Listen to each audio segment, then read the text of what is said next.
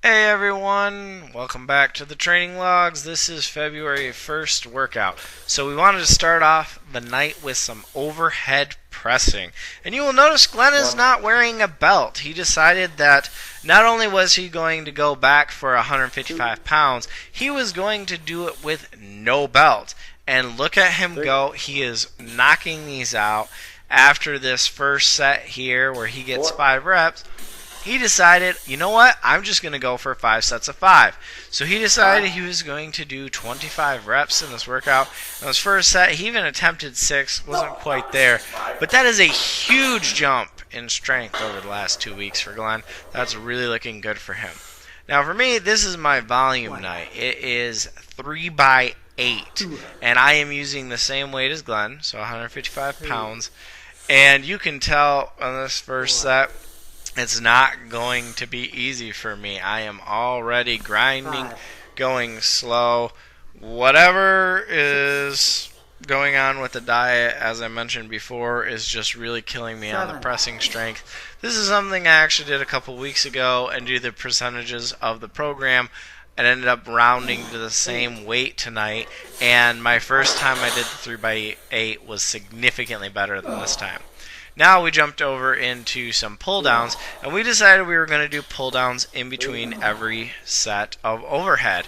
And for those of you who've never tried this before, if you're having any sort of shoulder issue or just want to feel more balanced during the workout, this is a great way to do it with overhead pressing. And it works with every lift. If you do the opposite motion in between sets, it really brings balance to the joint. So we are using 150 pounds on the pull downs tonight, which for us is quite a bit of weight. And Glen just set a rep PR. He got 10 reps. He's never gotten 10 reps with that weight before. Now I've gotten 10 reps with this weight, but I've never done it for multiple sets. So it was an overall set and rep PR for me. And it was a terrible, terrible idea. It felt great for the overheads, but we were doing deadlifts after that, and I didn't really think that through. If you are going to be doing deadlifts or squats after doing your overhead press, it's probably not a good idea to do pull downs and really work your lats very hard before you're going to need them so much in a deadlift or a squat. You really want to make sure that your upper back is there for you when you are doing deadlifts. Definitely there for the deadlifts. And if you are going to be doing squatting, especially heavy squatting, you're going to make sure that your upper back is strong and not fatigued so that you don't fall forward. And for some of you guys that are dealing with squat injuries in your back, you know if you fall forward in your upper back, you're going to round the lower back. That's going to cause you some problems, so don't do it. So as I mentioned, it was a bad idea, but I didn't think that through. I was just trying to make my overheads feel a little bit better. And you can see here in the second set, it definitely felt better. My shoulders just felt so much better. So now I'm going to speed up the pull downs a little bit just to go through here, but I left them in here because, as I said, it was a multiple set and rep PR for us. But we did leave the weight the same, and as I mentioned, it was pretty challenging. But this week was very interesting to have a lifting partner. I'm going to throw that out there. For those of you who don't have a lifting partner, you don't get to experience this all the time, but you're always in somewhat of a competition with your lifting partner, and you should be pushing yourselves. He's going to push me, I'm going to push him. That's just how it goes. So, I'm always shouting encouragement, trying to push Glen to the next level. But for me, what happened is I started thinking to myself as I'm preparing for my third set, wait a minute, Glen's going to do 25 reps of the same weight that I'm doing, and I'm only doing 3 sets of 8, which is 24 reps. There is no way that I can let Glen do 1 more rep than me at the same weight. That's not going to happen. I don't care if I'm on a diet. I don't care how many excuses I have. That's not going to happen tonight. So I'm thinking about this as I'm doing my third set, and I decided, you know what? I'm going to go ahead and do a fourth set.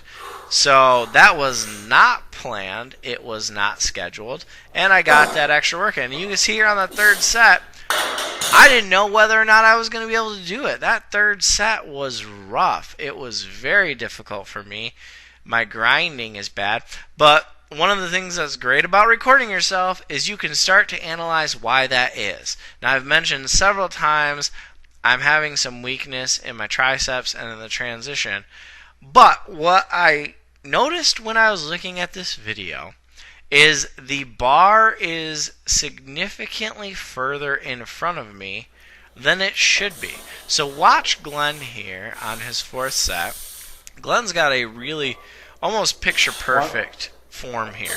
So he gets his head a little bit out of the way, and then as soon as it passes his head, he gets his head through. And if you listen to what I'm yelling at him when he's grinding or struggling, I'm yelling at him head through. What that does is that gives you a very straight vertical bar path. That is what you need. So right there, head through, and then as soon as he got his head through, it started going up. He did lose his balance a little bit, but the rep was still there. Now watch me as I'm pressing, and you will notice that I've got my head out of the way, and though I bring my head forward, I'm not really bringing my head through. So I'm actually pushing the bar slightly away from me. It's about 3 inches, maybe 4 inches away from where it should be. What that is doing is making it significantly harder to lock out, because not only am I trying to drive it up, I'm also trying to hold it there in a non-advantageous position. You're not very strong in that. See, I'm just using all of that strength trying to get it up there, and it's making it harder for me. So you want to be efficient in your form. I don't know why I'm doing that. It could be because I've been doing so much benching and did a little bit of incline work. Could just be that I wasn't really focused tonight. I don't know. But that is something that, looking back on this video, I definitely need to work on getting the groove back. So again, Glen on his fifth set, look at this, just knocking it out, making it look easy. And because 32 reps was not far enough away, I decided I was going for a fifth set. And again, still not bringing that bar back as far as I need to. I really should have watched the video when I was having that much trouble while I was working out. Would have been a great idea, but oh well. You know, I'm gonna try and apply this in the next workout. Of course, I'm doing this commentary now a full week later, so it probably won't show up until 2 weeks from this video, but I definitely figured that out. So this is the deadlift workout. For me, it was a 5s day, and as I mentioned, I am running the 3-5-1 variation of 5-3-1, where you switch the order around. And if you're going to be doing this version, well, we make the 5s day a little bit heavier, and we do not try and go for a plus on the 5. Now, I am not promising that I'm never going to go for a plus on the 5. But today, as I mentioned, the lats being tired, I was not going to do it. So Glen decided he was going to do the same weight as me, but he was going to do a 5-3-1 plus. So he left me with the terrible torture of doing reps with 5 of the deadlift. Now I know some of you like to do 5x5 with deadlift. I don't know why you guys like to do that. Every time I do 5x5 deadlift or just 5 reps in general like this, ramping up, it starts to tear into my hands pretty good. And in the summer, might not be so bad. When it's this cold out in the freezing cold bar, combined with the sharp knurling, it's a very unpleasant feeling. But here's Glen getting 3 reps in at 395 pounds. And I get to do 5. Fun. So super fun. And this actually was not a very pleasant feeling workout. I was feeling slightly better than the week before on deadlifts, but it's still not clicking. You can see there I'm not very fast. There's no sort of speed on the deadlift. No technical form breakdowns or anything. It's just not going very well. And this is the last set, 420 pounds. So this is a good amount of weight for Glen. And he went and got 2 reps for that. You can see that second one was definitely a struggle. And he called it there. Really good 2 solid reps. And then again, I decided to just do the 5 reps as was prescribed. Didn't want to push it. And on a 5s day for any lift, no joker sets. There's going to be nothing other than the 5. Although, as I mentioned before, sometimes I may go ahead and do 5+ if I start feeling better, which right now that is not looking like it's going to happen for deadlifts. Now, I sped this up because it's bicep curls, but I wanted to leave this in here. One of the things that I've been having some trouble with, and Glen has as well, is bicep pain. I did tear my bicep slightly last summer, and I thought everything was going to be fine. What I did to rehab that is a lot of low weight bicep curls. However, I'm getting a lot of bicep pain as I am benching. And I talked with a couple different people, and Adrian Larson, who is a really awesome guy. If you haven't seen him or heard of him, I'm going to link his channel down below. He recommended that I do some heavy bicep work. So I just want to leave this in here so you can see here. What we did is we ramped up the weight, and that single I did was 105 pounds. And both Glen and I could just do 1 rep at 105. That is not good. That is definitely weak. So we had ramped up the weight till there. This is the back side of it, trying to work on slowing down the descent a little bit, and we lowered it down just to 85 pounds.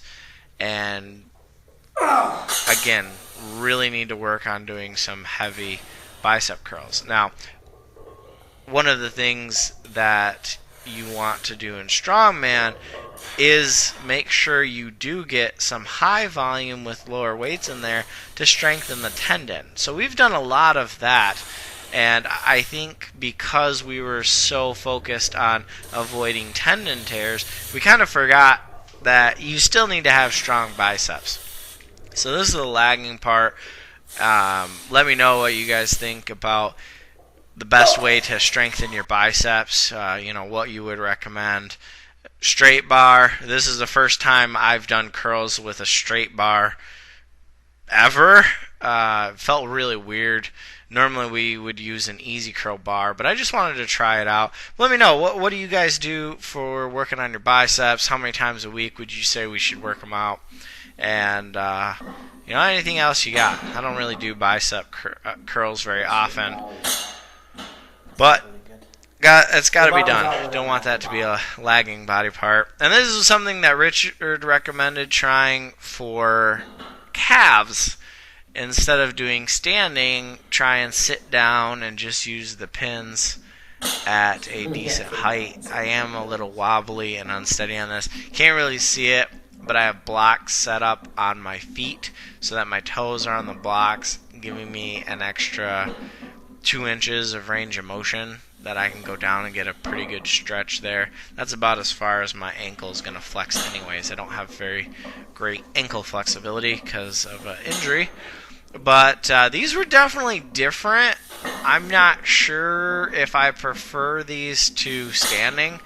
I think standing worked them a little bit harder, although this is significantly nicer to set up. It's a lot easier to get under there, and although holding the bar steady is a little bit tricky, it's a lot easier to balance. So I think it has its merits, but when I'm standing using this weight, it's also using all of my body weight. And as you know, I weigh a lot, so I think it just maybe that we had so much more weight on it the other way.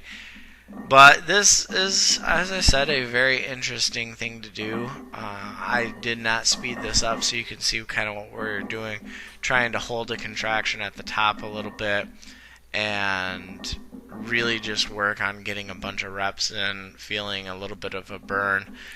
Although I was surprised, after doing this, I was not very sore.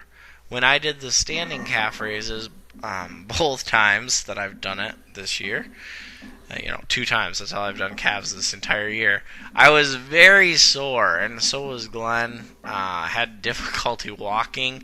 These, just fine. So again, I don't know if that's because of the weight, because the motion is slightly different, or just we're getting better and more efficient at the movement and getting the muscles conditioned to it. But definitely want to keep the calves going to work on the shins. But that is it. Go lift something heavy. Take it easy.